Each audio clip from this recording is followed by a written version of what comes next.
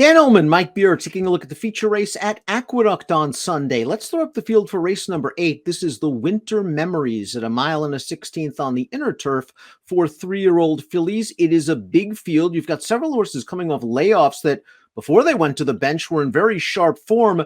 Really, the key to this race, though, Mike, could very well be the pace. It certainly could. I mean, I do think trips are going to be really important in this race. This is a good field, Dan. There's some quality in here, as you mentioned. Some of these horses coming back from layoffs could have been real players in this division had they gotten to run through the summer. It didn't happen, but they're back now. Throwing up the Timeform US pace projector, there's no surprise. It's a blue bar scenario favoring horses on or near the early lead. There are certainly no blazers from the gate in here, and when in doubt, go with the stretch-out sprinters. The 10 Invincible Gal, who, although she is stretching out in distance, was off the pace 2 back in a route race. Miss Dracaris also stretches out, and with no blazers and it being a New York turf race, we could be walking. Yeah, I'm going to assume this pace is going to be slow. Seems reasonable to expect the 7 and the 10 to go forward. I don't know if either one of them will have designs on the lead. I guess they should go. I mean, ultimately looking at it, Dan, I suppose the horse drawn to the rail, who's going to be, I don't know, 8 million to 1 in here and can't possibly win, they might as well go with her. That horse was on the lead the last time she was in New York. That was when she was trained by Tom Albertrani, and she was 30 to 1. She made the lead in a maiden, and she tired badly. She went to Southern California. Her fortunes improved somewhat. Let's watch her last race for Peter Miller. It's a $50,000 maiden claiming event. We see her just getting into the clear right now, and she's going to run down the leaders. It's a far cry, I would say, from a class perspective, the horses she runs down here to the horses she's going to be facing on Sunday.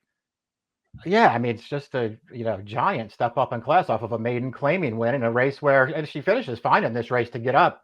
It's just a race that didn't really lead to any improvement for her for a high percentage trainer. I really respect Rob Atras, who's taken over. This horse has no chance. Shed Brown's been very conservative, hasn't he, with the number 2 Bleecker Street, a $400,000 yearling by Quality Road, made a winning career debut at Monmouth, rallying from off of a solid pace. And then Shed ran this horse at the Meadowlands. Let's watch Bleecker Street's victory last time out. Nice trip here for Bleecker Street. Rail opens up, shoots on through, good enough to win. Buyers are light, but Chad tests her now. Yeah, and you would think, I guess, Dan, that, Chad probably had a couple of other 3-year-old fillies he could have run in this race. Maybe the fact that he's running Bleecker Street here is a good sign for her. Lightly raced, getting better with every start. I didn't think her debut win at Monmouth in August was anything special. Thought she ran better last time, but as you mentioned, she got a perfect trip in there. Plum Alley, the number 3, goes out for Christophe Clement. This one was a graded stakes winner at 2. Have you noticed any major improvement at 3? It seems like she's running the same sort of races. She's consistent. She's solid. I just want to see a breakthrough. I'm going to say, yeah, I won't argue too hard with your point that maybe she hasn't taken a step forward from 2 to 3. I'm going to say that she actually has really improved as a 3-year-old, and things just really have not gone her way. And several of her races, and listen, that's, partially her own fault. Then she has no tactical speed. So she winds up getting compromised by pace and trip. And it happened several times. I thought earlier this year, they tried to get more forward with her last time. She sat a decent trip. She never came clear in the stretch. I thought it was hard to tell how much run she actually had. I don't want to make a big excuse for her, but if she's going to be sort of overlooked again, 9 to 1 last time, 8 to 1 on the morning line here, I'm going to use this horse, Dan, because I still believe she's good enough to beat this field. Gam's Mission, the number 4, maybe she'll be a little bit more forwardly placed. She is ridden by Luis Saez, who's aggressive out of the gate. She capped off a 3-race win streak in the spring with a victory in the Grade 3 Regret. And I thought she ran okay in the Belmont Oaks, going 1.25 miles. Didn't break great. 4 wide turning into the stretch. Even finish against some really nice fillies. And last time, she just didn't run very well in the Saratoga Oaks. Maybe she was too close to the pace. I think this layoff is going to do her a world of good. I thought the same thing. I think maybe it will lead to a turnaround. She didn't run well last time. Maybe the time off will help her sense that race. I'm with you. I thought her Belmont Oaks was actually pretty good. A race that was run at a rated pace, and she was wide all the way around there. I thought that was a good effort. Batia, I've been waiting for her to come back to the races. She was a likable debut winner for Graham Motion. Then I thought she ran okay in the Jessamine, the 2020 Jessamine. She was taken all the way to the back to the rail. She actually bounced off the rail in tight going into the first turn, last on the rail most of the way around, and she actually passed some tired horses. Now, she's been away for a year. She was entered at Laurel and was a vet scratch on September the 30th. This just seems like a tough spot off the layoff, but Graham Motion is a master off long layoffs.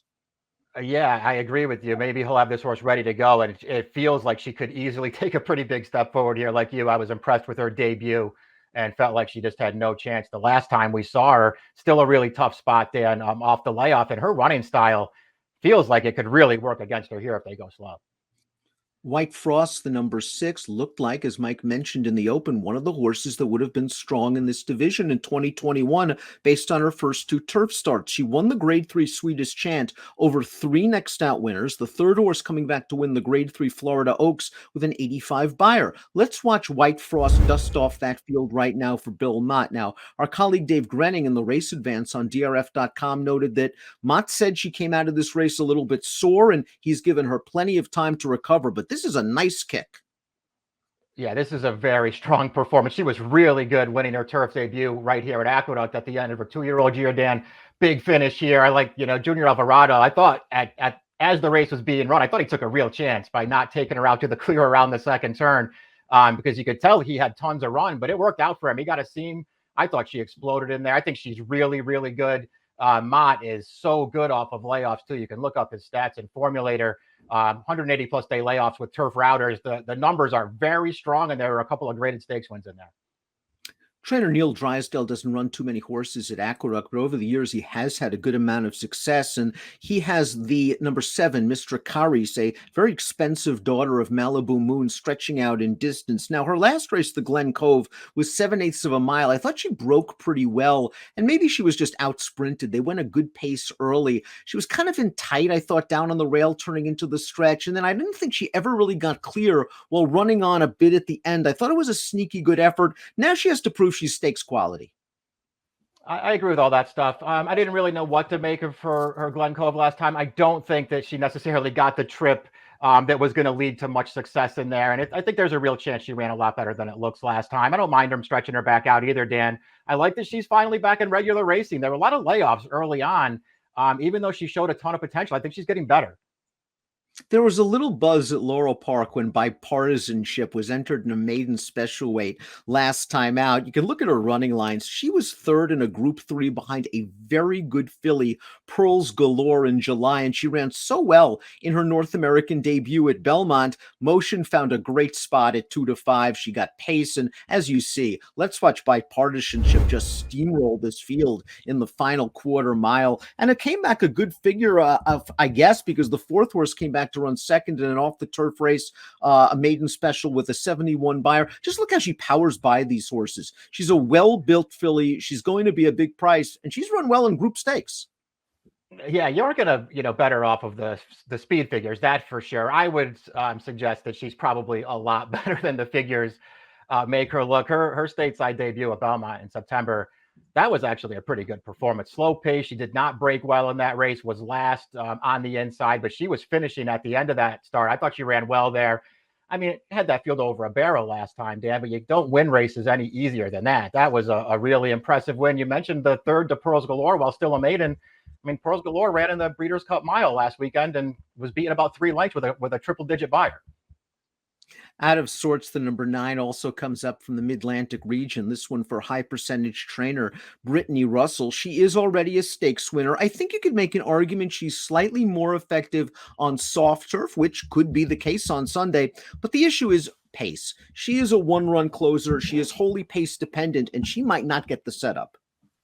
Yeah, that was my concern with her too. I mean, she's going to be a big price in this race. So if you like her and feel like she's interesting at a big number, I won't argue too hard, but it feels like she's probably going to need some help to beat this field, and she might not get it. It's hard to believe that the number 10 Invincible Gal's coming into this race on a 9-race losing streak because she's run well in several spots. Graded, placed in the Soaring Softly, ran well in the Teppan last year at Aqueduct, second in the Virginia Oaks 2 starts back. She was up close to that pretty quick pace in the Glen Cove and still finished ahead of Miss Dracaris. And like Miss Dracaris, probably gets close to the pace here. Yeah, I mean, I think that could work to her advantage. They're going to stretch her back out. I know that she was, pretty close to that pace last time, Dan. I still thought she got a really good trip. Got to the inside for the stretch, had dead aim on it with plenty of room. And I don't know, she just wasn't good enough to me. I was relatively disappointed in her performance last time. She kind of lost me. I was a fan of hers last year. She kind of lost me in the Soaring Softly earlier this year off the layoff, where it's not a race that I liked that much. And I thought maybe if she was really going to be good, she would have won that day. And I haven't been really taken with anything she's done since then.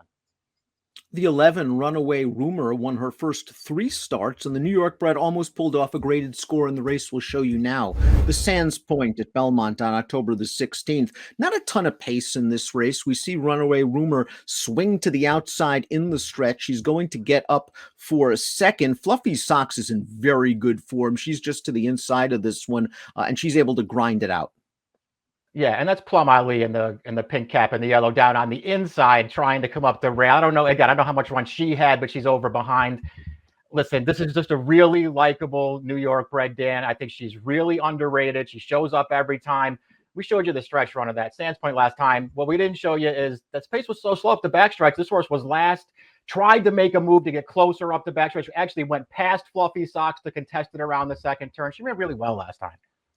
Flown has a lousy post position, but she has some quality and a little bit of tactical speed. She was beaten a couple of times by Gam's Mission earlier this year, but she faced a really nice filly last time out in the Pucker Up. That's Shantasara, trained by Chad Brown. That one could be any kind because she came out of the Pucker Up to win the Jockey Club Oaks of the 93 Buyer, and then she won the Grade 1 QE2 at Keeneland with a 100. Flown ran okay to be only beaten 5 lengths by that filly. She fits, tough post. Yeah, tough post. We'll see if she can get a trip from out there because she does have some tactical speed. Maybe they'll use it and get a little bit closer this time.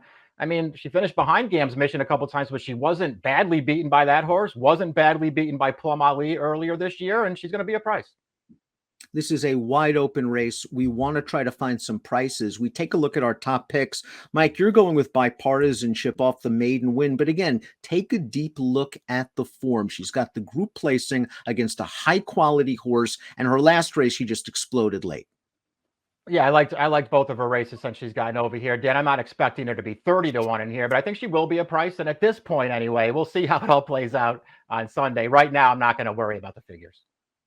I want Dylan Davis to get forward with the 7 Mr. Caris, who has proven going a distance of ground. And I just think the trip might not have worked out for her. I thought she had a little bit of run last time out, and maybe with a clearer path, she would have been a lot closer. She does have some figures for Neil Drysdale. Bipartisanship for Mike, 8-6-3-11. Mr. Caris for me, 7-11-12-4. In a wide open edition of the Winter Memories, the feature at Sunday at Aqueduct. Good luck.